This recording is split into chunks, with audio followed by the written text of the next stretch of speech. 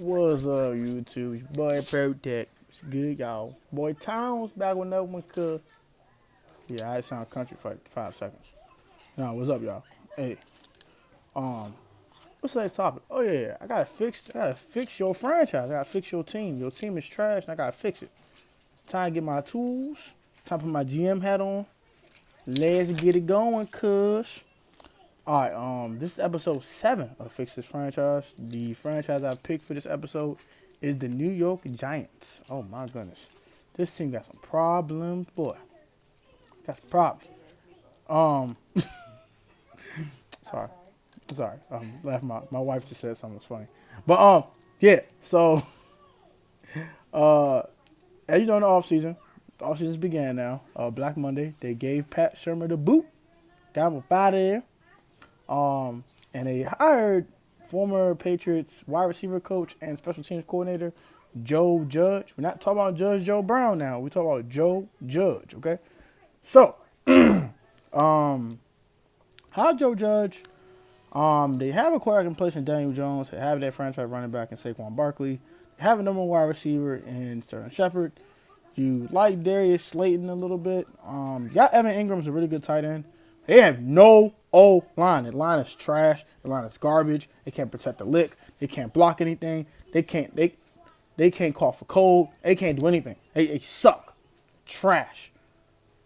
But before we get to that, actually, let's get to O-line. Screw that. Let's get to O-line.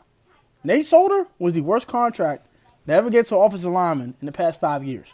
That man has been a huge disappointment. He can't block a lick. He can't do anything. He just can't do anything. Defensive linemen just run all over him. They give him the swim moves. They give him with speed converted to power. Just pure unadulterated speed. They just give him with anything. Anything you could do as a pass rusher, you're getting past Nate Solder and you're smacking the crap out of Daniel Jones. Simply put, they didn't replace that left tackle. I think Nate Solder could fit on the right side of the offensive line, but as a left tackle, ever since he left New England, he has been cold-hearted garbage. So you move Nate to the right side, you draft the left tackle, don't know who's going to be, but you need a left tackle. Either in free agency, trade for somebody, or you draft somebody. You trade for somebody, you get someone in free agency. The left tackle market in free agency is trash. It's always trash. Except for maybe you might pop up here and there with something really good, but most of the time it's bad. So don't waste your time with a free agent. You could trade for left tackle. Trey Turner got traded today, so that's interesting. Oh, Russell Okung got traded to the Panthers today, which is weird. Another topic for another day for another video. But back to this ordeal with the Giants. You could maybe trade for Trent Williams. I think it's going to cost you a pretty penny. The Washington Redskins don't want to trade him within the division. I think that would be crazy. But if you want to entertain it, it's going to cost you a pretty penny. Like your second round pick. Like the 4th pick in the second round, yeah, it's going to cost you that. So if you want to do that, have at it, I guess. Maybe. I don't know. I probably wouldn't touch Trent because he's 32 years of age and it doesn't match the timeline with the kids you got with Saquon and Daniel Jones. But if you want to go in win now mode and you want to push all the chips in the table, sure, why not? Trade your second round pick and maybe a 5th. That'll get you Trent Williams. But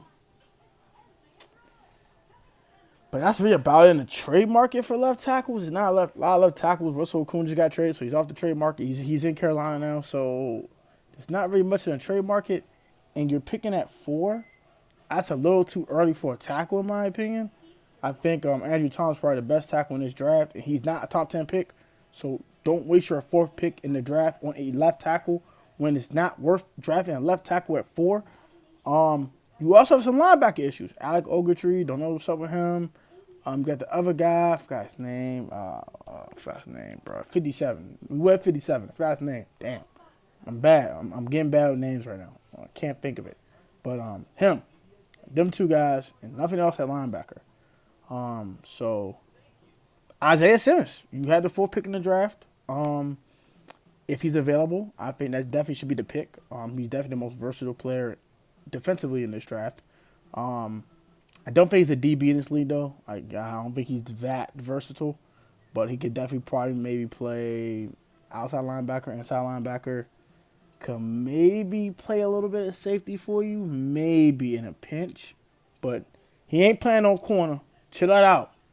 Cut that out. All right, he ain't that damn versatile. Let's cut that out. Okay, he might play a little safety for you, in the box safety. Now I'm not talking about free safety, no, in the box safety. Linebacker, inside and outside. That's his versatility. I do think he's a very impact player though. So, with that being said, he is an impact player though. So, I think that would be a nice fit for them as well. Like I said, they have the quarterback, they have the running back, they have weapons on offense. I'm not really worried about their offensive weapons or their quarterback or running back position. I'm worried about the O-line. You need to fix that line. The line is trash. As for the guard position on the line, maybe you can maybe get Brandon Sheriff. I mean, the Redskins have not franchise tagged him yet, and I don't know what they're doing, and they didn't give him a long-term contract yet. Or, I got something for you. You can kick the tires on Eric Flowers. Ooh. Spicy one. He was a terrible tackle in New York. He went to Washington, played the Redskins, and was actually a competent left guard. You can kick the tires on Eric Flowers for a very cheap price. Well, compared to what you'll pay a guy at top of the market. He might be one of the top guys of this market, but he's not going to get top of the market money. I think Eric Flowers might get a contract ranging between $7 to $9 million per. You can afford that. I think. Don't know exactly what your cap space is, but you got some cap space. Like, you got a lot of dead money, but you don't have that much dead money. Odell.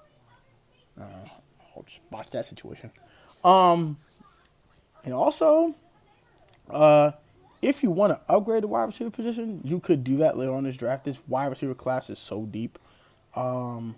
You can take a flyer on Jerry Jeudy at 4. I would not do that. But I know there's a lot of people that want Jerry Jeudy early in this draft.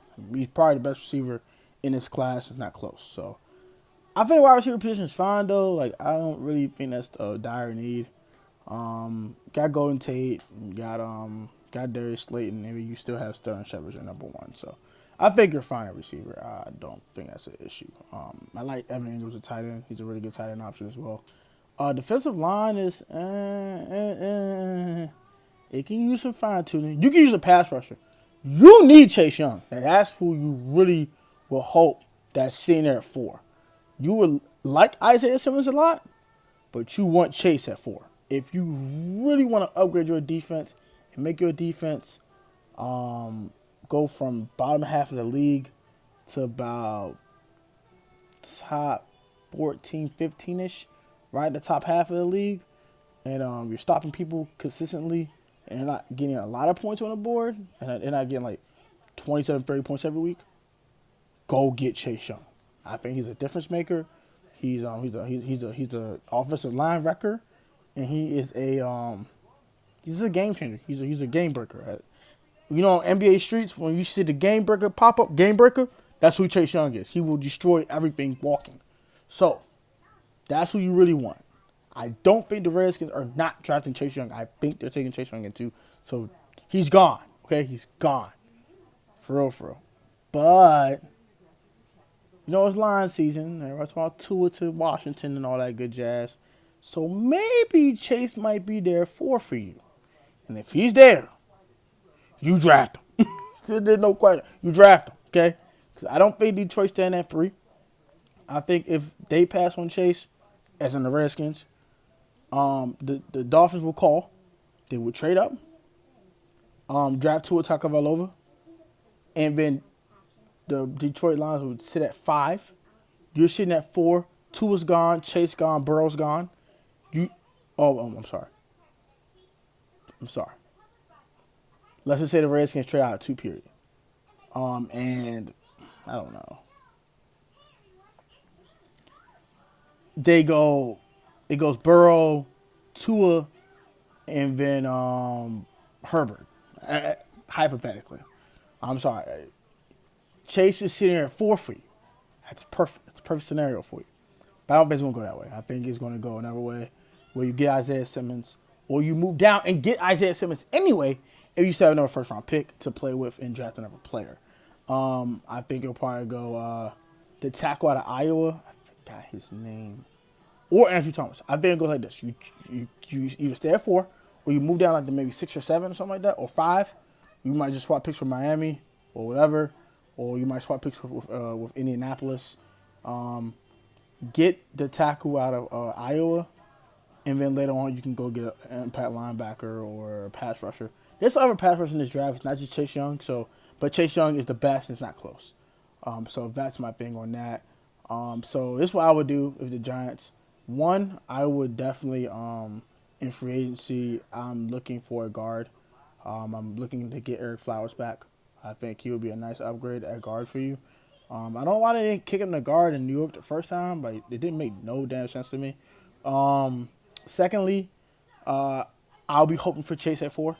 I'm not moving up for Chase, though. I'm not giving up draft capital to move up to get Chase Young. But if you send at 4, you draft him. If not, you draft Isaiah Simmons. If Simmons and Young are gone, you go to option 3, which is to trade down with maybe Indianapolis or something. They want a quarterback. Or if Tampa wants a quarterback. If the Chargers, the Los Angeles Chargers want a quarterback, you move down, you get some draft capital. And then you take you can take Jerry Jeudy if you want. You could take the impact tackle. You take Andrew Thomas. I think Andrew Thomas would be the target at that point. If you're sitting at 7, I think that's probably the target. We'll probably just get Andrew Thomas. So that, and then hope that Joe Judge pans out. I think you have Jason Garrett's offensive coordinator, I believe.